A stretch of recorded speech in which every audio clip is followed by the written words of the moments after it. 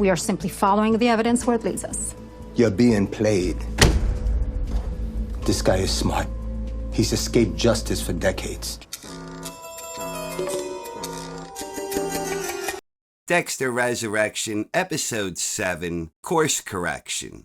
Honestly, in my humble opinion, this was the single greatest Dexter episode since the Season 4 finale. While the story is rather ridiculous at this point in the journey, it's extremely fun and enjoyable. The writing has been as good as could be for where they are, and they are managing to recreate that vintage Dexter intensity level that has been largely missing since the writing blunder that killed off Rita. That was all abundantly clear here in Course Correction. Dexter had a ton of entertaining encounters in the episode, the first of which was a moment of self-reflection during his touching share with Prater's remaining band of serial killers. This led to the powerful scene between Dexter and Prater, where Prater expanded on his origin, explaining his relationship with Cooper Morris, the drunk driver who took out his parents. Then we got the scene where Dexter confronted the surviving Gemini twin, and he totally played him, provoking him into attack mode, where Dexter easily took him out in front of an audience. Dexter also shared an important moment with Charlie when she tended to his wound.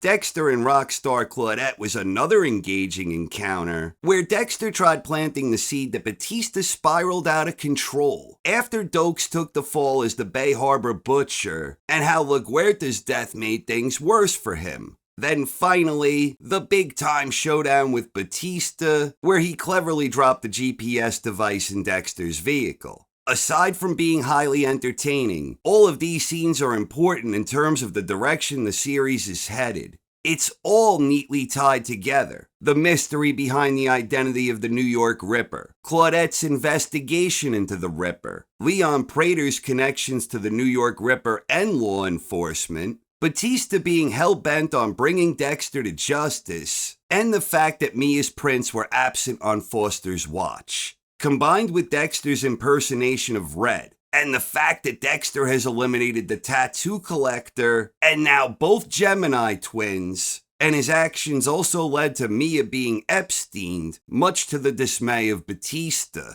Leon Prater is clearly the key to everything happening. Prater drinks and he knows things. More things, I suspect, than we as an audience have learned so far.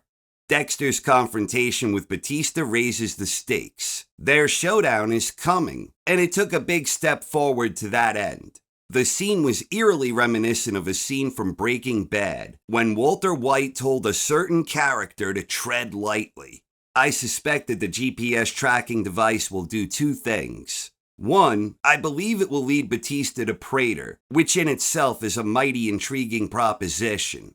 Two, I believe Dexter will undoubtedly discover the device and use it to throw Batista on a false trail. We know Dexter will eventually take out the remaining serial killer from Prater's merry band, and that will almost certainly happen in the next episode. Prater invited Dex to a final dinner, so I suspect that Batista will track him there prior to Dexter discovering the tracking device, and prior to Dexter preparing to kill Al. Incidentally, Dexter's expression watching Al's video was priceless.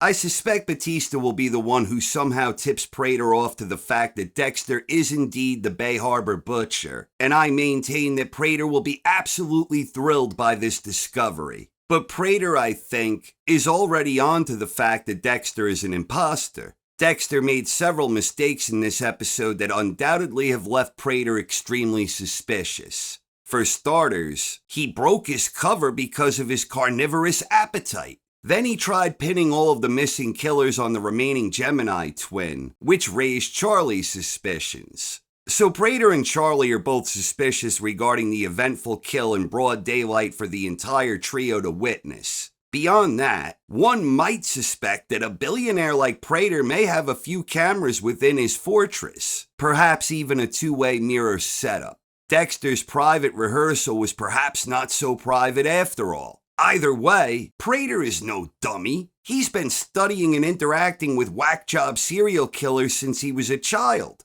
And no doubt he is already aware of the Bay Harbor Butcher's M.O. He kills serial killers. And who's to say that Prater didn't have a camera set up that may have picked up Dexter and Gemini's final words before their confrontation? Regarding the New York Ripper, one thing we now know beyond any shadow of a doubt is the fact that Prater is clearly connected to whoever that person is. The authorities theorized that the weapon was a crowbar, but Dexter knows better, not only because he was a master of his craft, but because he had already seen it. It was part of Prater's trophy collection.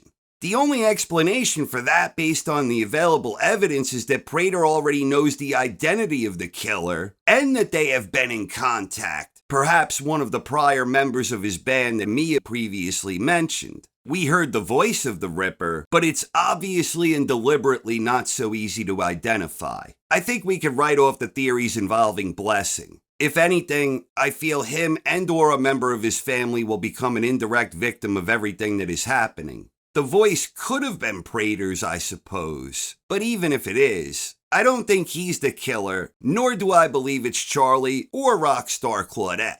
I've also seen a popular theory floating around that it's the son of Trinity, Jonah Mitchell. Maybe. And it would be something if he showed up at a band meeting and was face to face with Dexter. Plus, given the past between the two and their final meeting together, I can see the appeal here. The whole sister thing, and him being the son of Trinity, it's an interesting angle if true.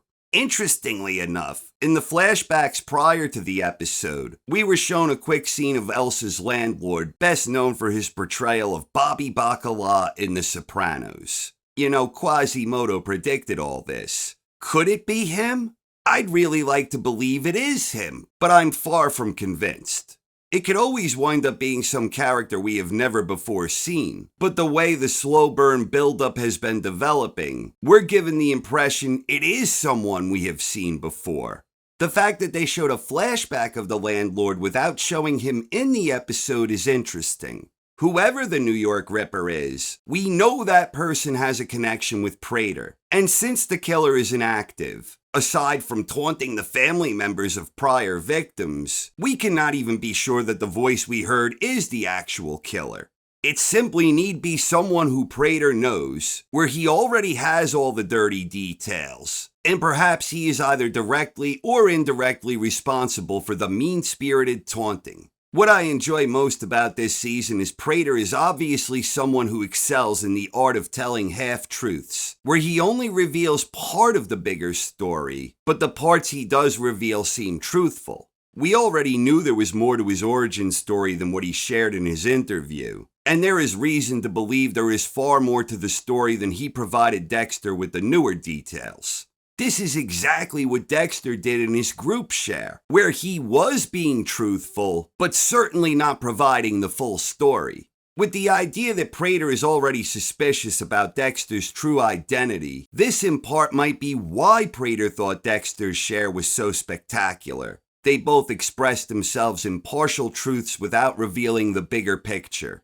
As a final thought, while I am 100% Team Batista, I have a feeling this ends badly for him. But I do not think it will be at the hands of Dexter himself. Dexter didn't have it in him to murder Dokes, and he didn't have it in him to murder LaGuerta, so I'd be surprised if he would ever kill Batista. But perhaps Harrison would, if he thought Batista was going to arrest his old man. Or perhaps Prater would have him killed to protect him if and when he discovers that Dexter is the Bay Harbor Butcher. Or perhaps Batista will try and enter that secured area with all of Prater's trophies, and he'll get iced that way. Maybe Prater will even have the New York Ripper come out of retirement to kill poor Batista. Before any of that happens, I suspect Batista will discover Dexter's brand new bloodslide collection in the spot where Joy used to hide her weed. My hope, however, for Batista is that he will survive into the next season and ultimately be the man responsible for launching the manhunt, which I have to believe will eventually come into play if this story arc here is really expected to last 3 seasons. What do you think so far? Please share your thoughts in the comments section. Thank you very much for watching, everyone. I hope you enjoyed and have a wonderful night. When it all goes down, believe me, you'll understand. But for now, the less you know, the better. If I really am who you think I am,